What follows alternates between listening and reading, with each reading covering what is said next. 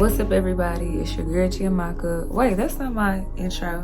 What it do, baby? It's your girl CHIAMAKA, and I'm back with another video, y'all. So we are in 2021. I think I probably have already said that in another one of my 2021 videos, like a New Year video, but it doesn't matter because I want to talk to you guys about 20 lessons I learned in 2020.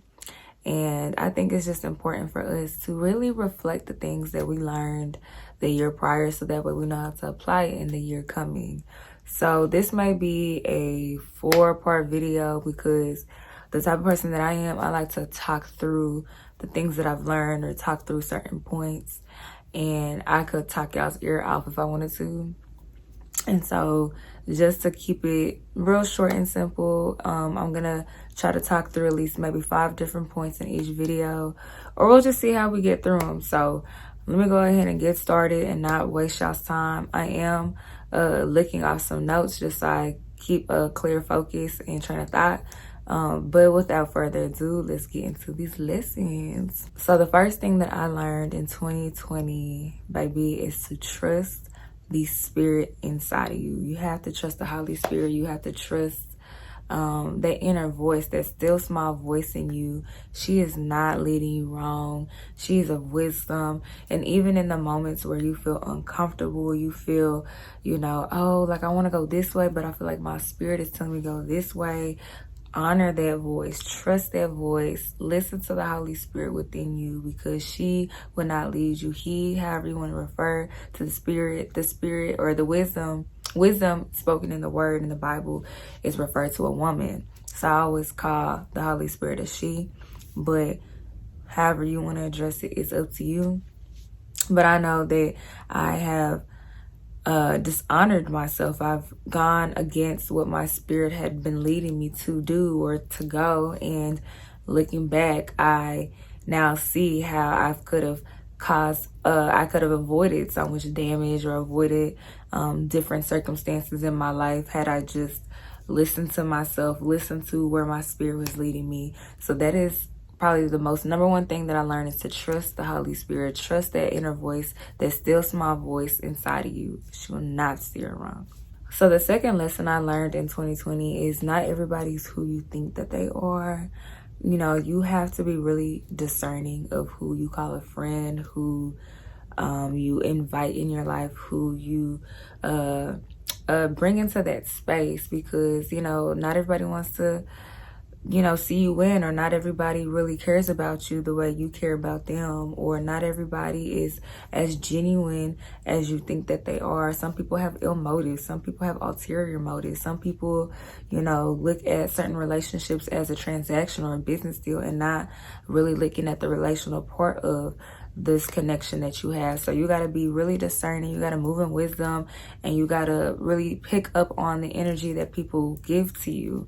You might be a person that's loving, and you expect that to be reciprocated. And if it's not, then you got to be, wise enough to move the other way, but still love them from a distance, but you got to protect your heart in that process too. The third lesson that I learned in 2020 is that the people that really care about you, support you, want to see you win, are the people that you must keep in your corner. These are your ride or dies. These are the people that really care about you. These are people who are truly your friends. These are people that want to see you win. These are people that genuinely support you and don't feel no kind of ways, not trying to compete with you, not trying to, one up you. Like, you can tell when people are trying to compete with you, like your friends is trying to one up you and things, or trying to, like, for example, you say, oh girl, I got this nice little Louis bag. Instead of celebrating your friend, that friend is like, oh, well girl, that's so old news. I got this Louis bag last year. I got this Louis bag though. And it's like, all right, you can really tell who truly are your friends based off of the love and support that they give you. Do not discard people that care about you and love you, and it's so easy to think, like, it's so easy to treat the people that we genuinely love, or the people that genuinely love us, like kind of like whatever, because we feel like, oh, they'll always be there. And the people that we kind of see of more value, we try to, love them more or be around them more, and they could care less about you. And it's just the way the human nature is, the way the human mind thinks. But I'm reminded every day to love those that genuinely love me, because they'll always have my back. They'll always ride for me. They'll always speak and advocate for me, and they'll support me. People who are supporting me, people who are watching my videos, those that share, those that like, those are your real friends. I don't care how often you and so talk every day. If these people do not support you, they don't pray for you, they don't go to war for you, they don't go to bat for you, baby, they're probably just an associate. I wouldn't say they're bad people, but they're probably not someone that you can genuinely trust or genuinely hope in as a close friend. So that's something that I had to learn in 2020. To tie in with number 2 and number 3, number 4 is, just because y'all have good conversation or great conversation does not make this person your friend. Just because you guys click on a certain topic, or you guys, you know, the first time y'all hung out is just, oh yeah, like amazing. There are moments where those type of relationships, you know, sprout into something beautiful. But you also have to be discerning that people are always putting on a mask. People are always trying to feed off of what you give them. And you want to make sure that you continue to walk with a discerning spirit when you start to get to know people or start to build relationships with people, because not everybody that you connect with, that you click with, that you know, have awesome, dope conversations with are your friends. You know, all of these points may sound kind of similar, but I try to specify them because I have to really get it in my head, because I struggle with this idea that everybody is my friend.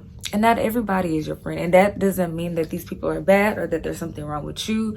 It just means that not everybody can go where you're going. Or there are people that you just bond with and click and the conversations are dope, but they're not really there for you when you need them. You can't really call them when you're down and out. You can't, you know, they can't be someone that prays for you, or when you express to them something that you're dealing with or struggling with, it's a, damn, that's crazy. That's all you get. And it's like, oh, I thought you would have more to say about this little situation. So, anywho, just to kind of summarize 2, 3, and 4, be wary who you call your friend. Really be wary who you call your friend, because not everybody is your friend. And be discerning. Like, be discerning of those that truly love you and care about you, because those people, those that are praying for you, writing for you, supporting you, those are your people, okay? And you have to kind of go back to listening to that inner voice and trusting that inner voice, that first point I made, to really clarify like who isn't my friend. So maybe this is going to be the topic of like friendships. I feel like the first several points have been kind of being wise and discerning and knowing who your friends are. The 5th point, to just kind of wrap this subsection of these 20 lessons that I've learned, is family over everything. Family over everything, y'all. This holiday season, I spent a month at home, y'all. I needed that break. I needed the time to myself and to my family. When I tell you that I spent so much time and enjoyed that time with my family, it's crazy, because growing up I used to kind of look down on my family, just to be real. You know, sometimes I used to feel like, oh my gosh, y'all get on my nerves, I don't want to be around you, I'm ready to leave.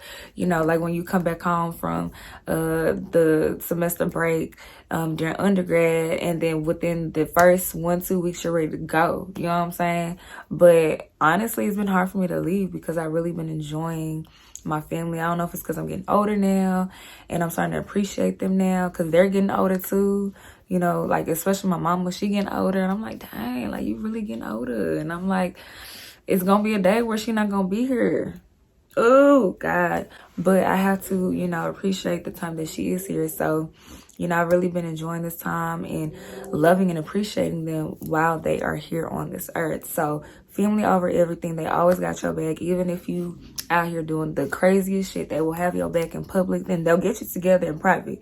But those people, your family, and family don't even got to be blood. You know, there are people that you've grown up with that aren't really considered blood, but they're still family because they were with you from the beginning to the end.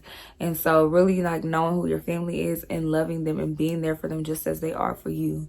So that was really the first 5 lessons of 2020 that I learned out of the 20 that I've learned. This is kind of like the relational topic or subtopic of the 20 lessons that I've learned in 2020. So Going on to the next.